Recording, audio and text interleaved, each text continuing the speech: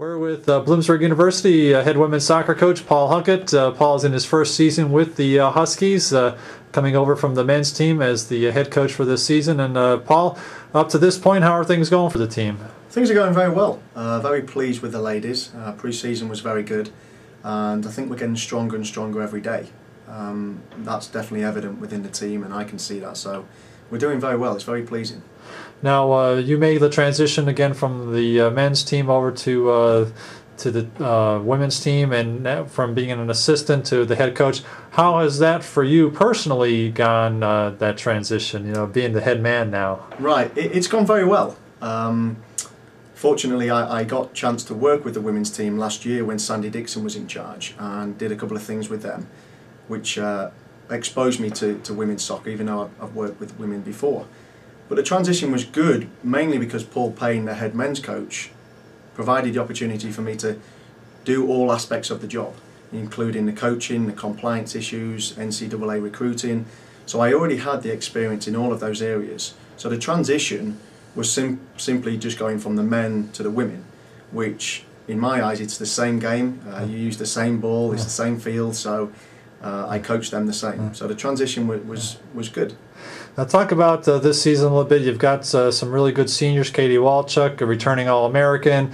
You've got Frances Nicoletti in goal. Talk about them and other, you know, Natalie Adams. Talk about some of the other women on the team and you know, what they've done for the success of the team so far. Sure. Well, the three you just mentioned, Natalie Adams, Katie Walchuk and Fran, they're all my captains, and they're my captains for a reason. They are great leaders, and they're great to have in my team. They're always happy and cheerful, which is a great thing, and they seem to lift the other members of the team. Now, what I'm trying to do is create leaders from other players as well, and that is slowly coming.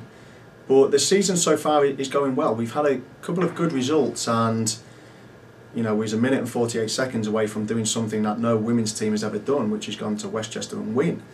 And we lost the game in double overtime, and the following Wednesday we lost to Bridgeport, which at the time was number 5 in the nation, and we was the better team in that game, which was evident for everybody who was there. We just didn't score, and that's kind of been our underlying factor so far in this season. We haven't been able to put away our chances, but we are getting there. Every day we're working on the practice field, and we are getting there.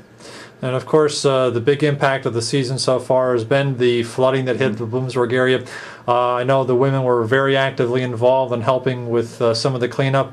Talk about how that impacted the season, and you know, what did you see that made you very pleased from a standpoint of from a coach, you know, that the ladies getting involved? Well, first off, it was a huge impact on the university and the community, and with that also came an opportunity for the university to kind of bridge a gap with the community and kind of become one, which was great, and to be a part of that was very special. The most pleasing thing for me was seeing the teamwork within the team, the girls working with one another to help the community. There was 3 individuals on the team who made their own boots and had a very hilarious costume, but after 20 minutes they was head to toe in muck, but the smiles on their faces was fantastic. The only disrupt was the fact that we had 2 home games that had to be played at East Stroudsburg. That was the only disrupting thing to our season. Other than that, I saw it as a positive, because it was an opportunity for our team to kind of dig in and work together and help the community, and I think the life lessons that the players will learn from that is much more important than missing one practice session. Well, Paul, we want to wish you the best of luck the rest of the season, and good luck with everything. Thanks, Tom. Much appreciated.